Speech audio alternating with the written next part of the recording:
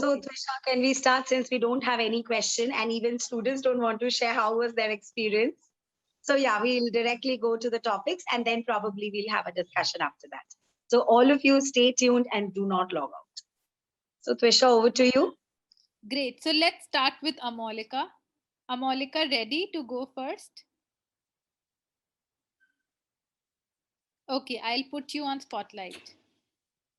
Shravanti, should we record timing? Or should it be okay if we just let them speak? No, we should record the timing so that we can understand how long have they prepared for. And it is important because we can also calculate the content that way. So yeah. Amolika, your background has kind of disappeared from the Learnifii one. Ma'am, I want to show the chart also. You want to? Ma'am, I want to show the chart also. Okay. I'll put you on spotlight. Yes, ma'am. Yes, ma'am. Can I start? Yes. Yes. Solar system, the greatest invention of all time. Hi all, myself Amolika from grade 5C. I study in Orchids, the International School, Nagarbabe, Bangalore. I'm speaking about solar system. Arey, look into my t-shirt. I'm very much interested on solar system. That too, I'm wearing solar system t-shirt. Yes, now let's peek into the information about solar system. There are 8 planets in the solar system. They are Mercury, Venus, Earth, Mars, Jupiter, Saturn, Uranus and Neptune. All these planets revolve around the sun. Now let's move into the sun. Yes, sun gives us heat and light. Sun doesn't move. The light from the sun just takes 8 minutes to travel from the sun to the earth. Now let's move into the planets. First one is Mercury. Yes, Mercury is the first planet and it's the second hottest planet in the solar system. Oh, I'm feeling so hot. Somebody put fan here. Yes, Venus. Venus is the hottest planet in the solar system and also it is called the Earth twin planet and also Venus has clouds in it. Now, let's move to our planet, that is Earth. Yes, Earth is our planet where we all live and it takes just 365 days to complete one round around the sun and also Earth is my favorite planet. Now, let's move to the red planet. Yes, Mars is also called as the red planet and is the 4th planet in the solar system. These 4 planets are called terrestrial planets. Now let's move into Jovian planets. Yes, Jupiter is very big and very large in the solar system. It's very much large that it can occupy 1,300 Earths in it. And also it just takes 10 hours to complete one run around the sun.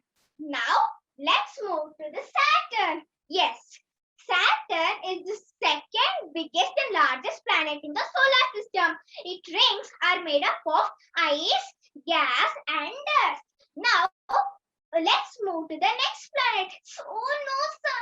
Somebody put hot fan. I'm feeling so cold.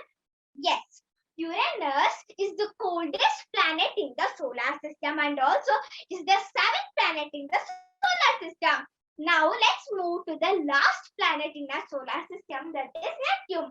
Neptune is the last planet and also it is the second coldest planet in the solar system. Thank you. Wait. I want to tell some information about Pluto. Yes, Pluto was discovered by Clyde Tombaugh in 1930 and it was removed in 2006 because it cannot hold rocks and all in its orbit. So it was removed in 2006. Thank you. If you want to know more information about solar system, contact me. Thank you so much, Amolika. That was a lot of information about solar system and the planets and how they behave. So thank you. Trisha, may Thank we have the next participant, please? Yes. So next to go could be Apurva. Apurva, are you ready? Yes, I'm ready, but could you tell me, can you hear me properly? Yes, we can hear you and we can see you. Okay, then I'll begin. This is Apurva Vishwanath. From times immemorial, we've all been asked to think out of the box. Why don't you just get rid of the box instead? So, yes, I would love to speak about creativity. How many of us actually believe that we are creative? Not many of us. But before that, are we aware of what is creativity? Is it drawing on a blank paper? Or is it painting on a blank canvas? No. Creativity is mending the skills, changing what happens daily, everything that is monotonous. Perhaps painting your ordinary silver laptop into teal blue, or making stickers for your school folder, or changing your mobile's wallpaper, or just simply doodling in your notebook, giving a story an alternate ending, or making up a whole new poem, or speaking like me. Creativity is all about inventing, experimenting, growing, taking risks, breaking rules, making mistakes, and having fun. Having fun. Creativity is not a competition. It's not about perfection.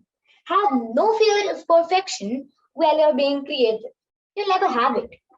The more you work on it, the more complicated it becomes. When you can imagine, you can be creative. Start where you are. Use what you have. Do what you can. I'll tell you where a dot can take you to. Just draw a dot on a paper and sign it. Sign it and stick it somewhere. You see it, and the next day you would want to make it better. You would feel, I'll make the dot a little more colorful. You open your set of never opened watercolors and brushes, and you would paint a little on the dot. Soon, you'll paint outside the dot, paint by the borders, and little details day by day to turn it into a masterpiece. Anyone can be creative. I started being creative when I was little 3 years. I surely messed up my hand with paints like any other 3-year-old would. But when others look at my painting, it seemed as a graffiti to them. But I could make out an aeroplane, Mickey Mouse, and a dog from the same picture. So, you can be creative at any age, any place, any time. You can be creative, and anyone can be creative. Albert Einstein once said, creativity is contagious. Pass it on. And with that note, I bow before you, thanking you. Apurva, that was very good. Very, very good. Thank you so much. That was a lot about creativity, and it is true that it's not a competition. Thank you so much. We couldn't agree less.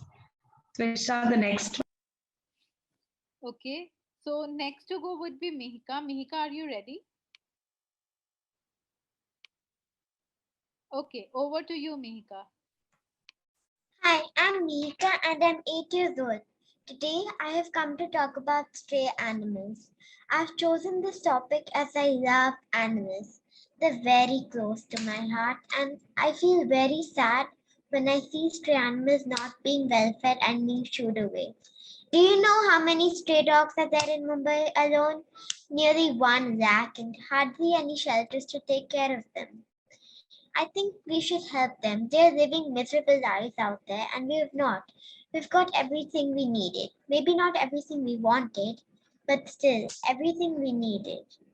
I know there are animal shelters again, but that's not enough. And kids during COVID are getting so bored. If you just adopt one, your kids will be happy and definitely not bored.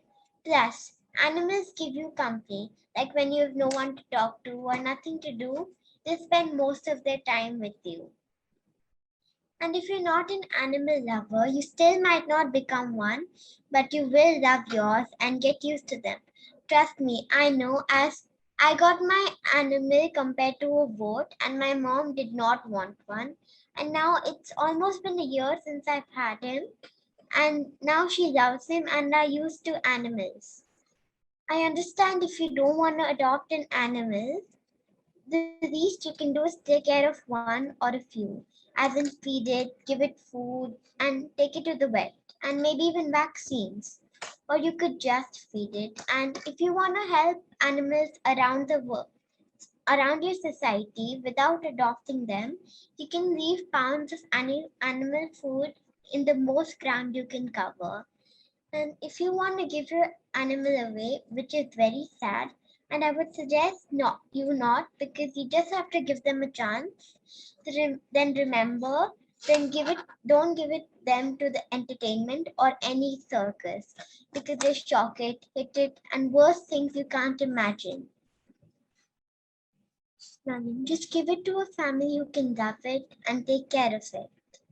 I hope I've been able to convince some of you to get a pet. And if I have, remember to get one from the streets or the animal shelter. See, I'm doing my best, but for this to work, we need people all around the world helping, including each one of you. This is Mika Dave. Thank you. Thank you so much, Mika, for bringing awareness to such an important topic. Even during the pandemic, we've seen since people were not going out, these dogs were also not well fed for a very long time. So it is a very, very important issue. And even shelters have a certain amount of capacity. They can't take in as many dogs as out there. So we do have to pitch in, and they are very, very important community members. Thank you so much, Mika. Okay. Next, we'll have Mukesh. Mukesh, are you ready?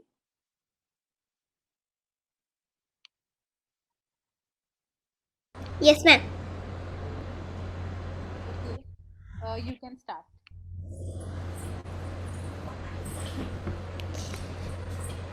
Good evening, the people of the world. Today, my name is Mukesh Arvind as usual, and I am going to talk about Singapore's ways of transportation. Singapore has a wide range of transportation options, from buses to trains to MRTs to light rapid transit. They have everything in Singapore, but maybe not trams. That's for the other countries. But Singapore is an independent country on its own, by the way, folks. So, let's go in to find about Singapore's transportation system. Singapore's transportation system consists of two main categories. The really packed ones and the really light ones. The mass transit over here is mostly the MRTs, that is the mass rapid transit, and the double-decker long buses, which I rarely seen, but they are in Singapore, folks. Also, other examples of the mass rapid transit could also be the monorails which run throughout the tourism district in our area. The light rapid transit will be classified as buses and LRTs, that is light rapid transit. Where MRTs can go, such as forestry areas, light rapid transit takes over and takes people from the mass rapid transit stations to the light rapid transit stations. The light rapid transit usually is crowded due to the less amount of seats, but is really well used. For instance, the place where it's really waterlogged, they use light rapid transit. Over here, folks, I have a map about the Singapore's MRT system. Over here, you can see some MRT and LRT trains. I'm also a big collector of pocket guides. Pocket guides are what we see for bus services. So you can take a pocket guide, which I have. Please wait while I disable my virtual background. So pocket guides are like these. And if you take one pocket guide, for instance, the Service 118 pocket guide, it shows you the bus route, where all it connects to the MRT or LRT, and also where it starts and ends. Sometimes they also show what's the first bus, last bus, and when they come.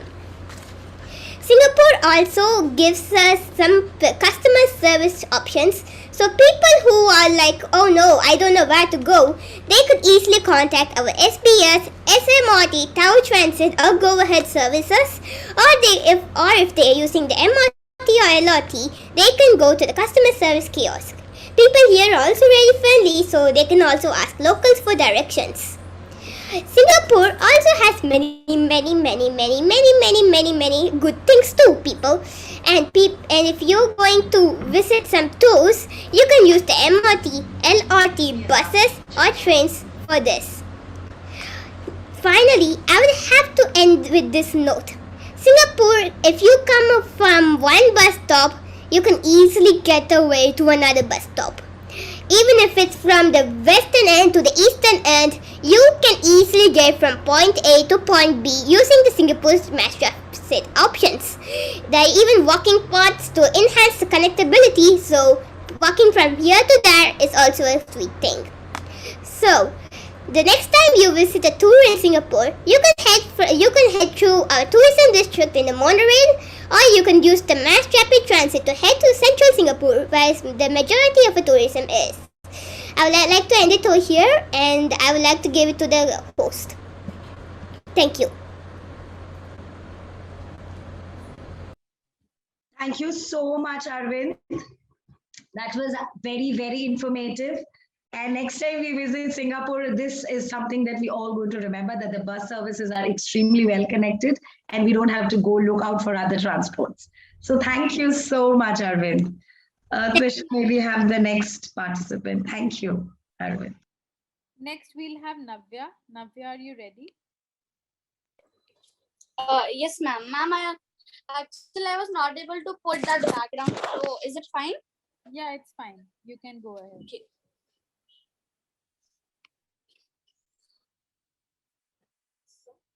Hey everyone, my name is Navya and I am 8 years old.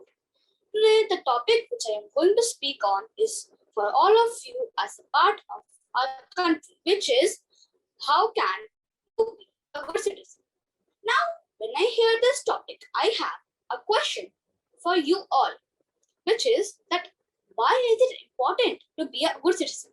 How does it matter? Now, you can give the answer.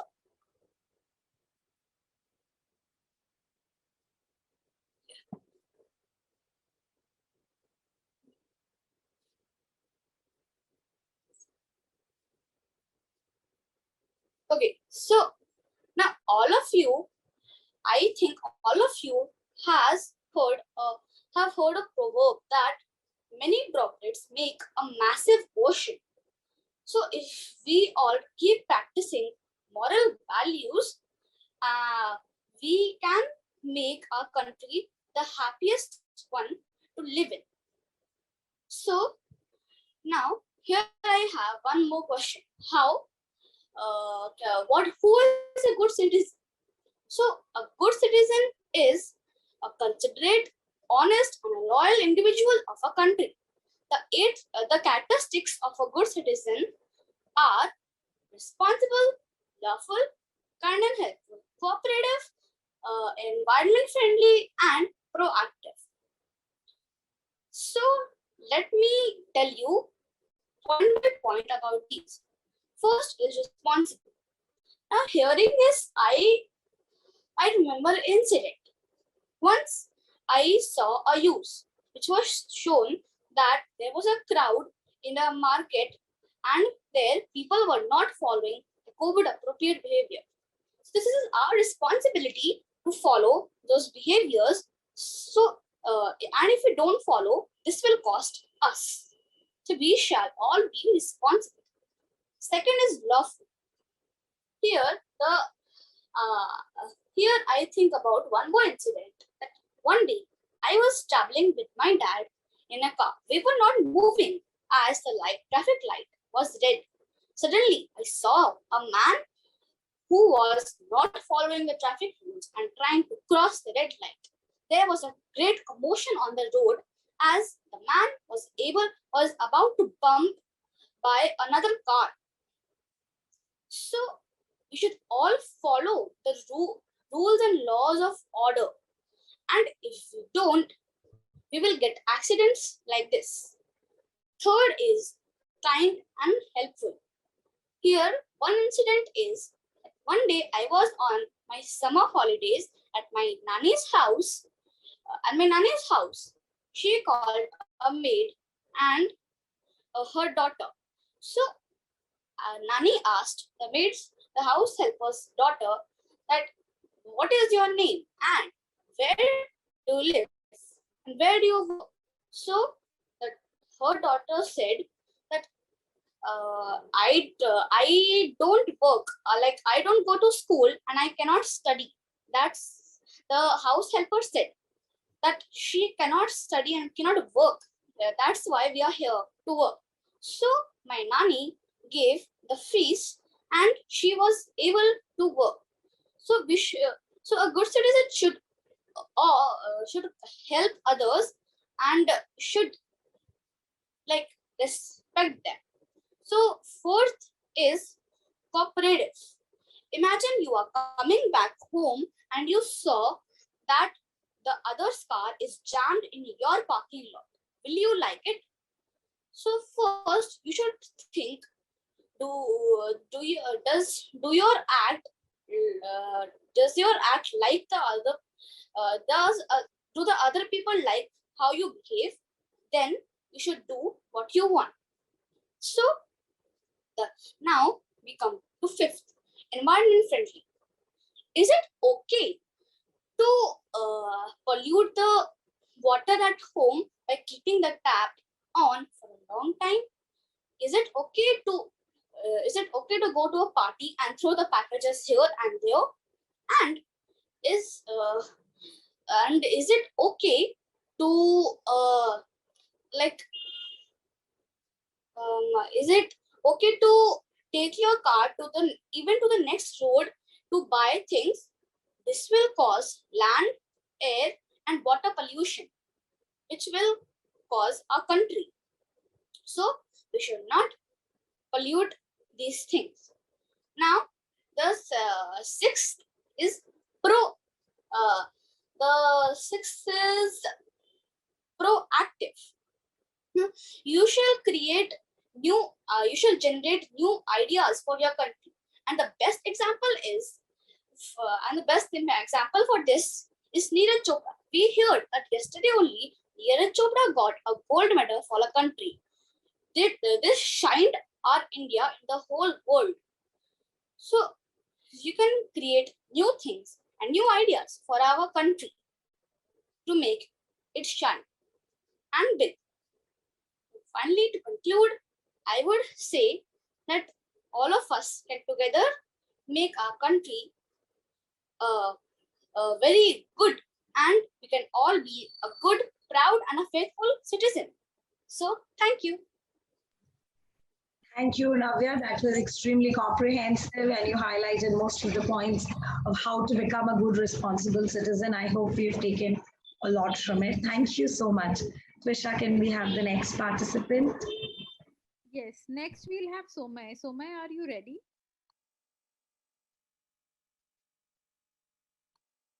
Yes, I'm ready. Okay, you can get started. Okay, I'm starting. We do not know the value of water until the well is dry.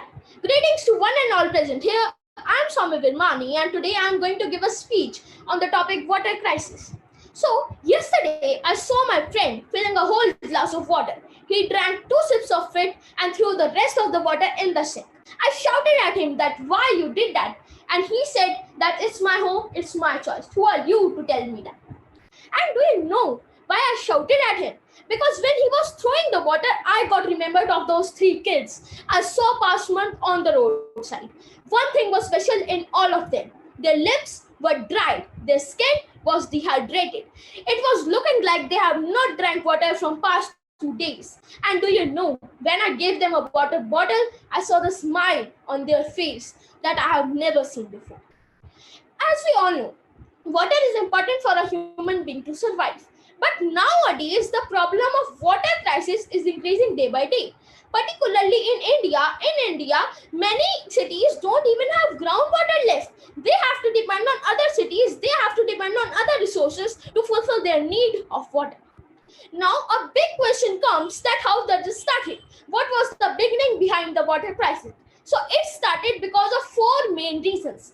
The first is water pollution. Yes, each year tons of garbage is mostly plastic is thrown inside the water, which makes the water polluted and poisonous. The second reason is chemical fertilization. Yes, in many farms, farmers use chemical fertilizer so that their crops can grow faster. No doubt, their crops grow faster, but chemical fertilizers greatly affect the soil and the groundwater, and it makes it polluted and poisonous. The third reason is global warming. Yes, global warming is the massive issue of the world. Now, how does global warming leads to water crisis? So, global warming increases the temperature of the earth by which the water gets evaporated and is finished. And how does global warming started? It started because of human activities such as deforestation and burning of fossil fuels. The third reason is overpopulation. Yes, each year the population of the earth is increasing by more than 10 million people. And the more the people will be on the earth, the more the water will be used in bathing, drinking, brushing, and many other uses. Now, I'm going to tell you that what should governments around the world should do to stop water crisis. So, firstly, government should ban plastic. Yes, many governments have already banned plastic, but still, each year more than 700 billion tons of plastic is getting used. So, governments should become more strict about the usage of plastic. The second thing government should do is government should keep a fine on the people who are seen throwing garbage in the water. If anybody is seen throwing garbage in the water, then government should punish them and they have to pay a fine that is getting allotted by the government. The third thing government should do is government should teach farmers not to use chemical fertilizers and how does it affect the groundwater. And government should also give the farmers natural fertilizers, because natural fertilizers do not affect the soil and groundwater at all. Water is the central point of our life, but not the central point of our focus. And not just government, we all also have to come in a unit to stop water crisis. We should not waste water at all. Now, I would like to wrap up my words, and I would like to thank to all of you for listening my speech. Hope you like. Thank you so much, Somai. That is a very important topic again, and water crisis is something we all should be bothered about. So next time we are wasting water, we should be doubly cautious and think that do we actually need to waste it or can we reuse water? Thank you, Somai, for highlighting the issue. Trisha, may we have the next participant, please? Yes, so next we'll have Khushika. Khushika, are you ready? Yes. I'll ask. Hello, good evening, everyone. Before you, I'm Kushika Gurung, and welcome to my life. Let me start by asking a simple yet difficult question. How can you define happiness? And of course, everyone would say, it is a feeling of joy. But is that really true? If you give some thought, no, it is not just joy. It varies from human to human. It could be enjoyment, nervousness, and anxiety too sometimes. As the proverb goes, the only thing common between everyone is that we all are humans. We don't share feelings, thumbprints, and our most special thumbprints. When experiencing happiness, we feel lightheaded, amazing, special, freedomful, and so much more. But do you know? Happiness is there inside us. We just need to bring it out in situations we like or love. We cannot create or destroy happiness. We need to just find the spark to ignite that feeling. Just like that, happiness is born, and the world is full of smiling people. But how do you find happiness? It could be born by either a small or a big event that fills your body with warmth, which can be described by the word happiness. Thinking of happiness, an important event comes into my mind. If you all don't know, I love traveling. Before the COVID, I used to visit all the places I could in my holidays. I made friends everywhere I went. Once on my trip to Mumbai, I met my childhood friend by luck. I don't know why half of my friends are all depressed, but still, continuing on, my friend was no more the cheerful girl in my memories. Now she was filled with anxiety and scaredness. And I thought of ways to help her until I adopted a pet for her. My grandparents hated pets, but I made a sacrifice for her happiness. That day, though I got a very heavy scolding, I achieved my highest goal in my life that time, to see that smile back in her face, that big, amazing, toothy smile which I had not seen for many years now. I had missed her so much. I loved to see her smile back on her face, but when I met her, she was not that girl anymore, and that pet changed everything. Though I went through a lot of humiliation in front of my grandparents because they scolded me in a restaurant, but still, I made a big sacrifice for her happiness. She plastered that smile across her face on that day, and I felt proud that I had a friend like her who fought against all odds, who fought against her anxiety, her depressionness, and smiled because I made a big sacrifice for her, because I brought her a new pet, which she loved but her parents denied. And she used to visit my house every day from that day on. Though I lived in a hotel that time and the policy was not to bring pets, but still, I kept that pet in secret in a box inside the room. And she used to come visit every single day to meet that little furry ball. And finally, I persuaded her parents to adopt it. And when I had to go, she hugged me so tightly and said thank you. And I felt so happy. This is happiness. This is the feeling of joy. But still, we can't just express it by joy.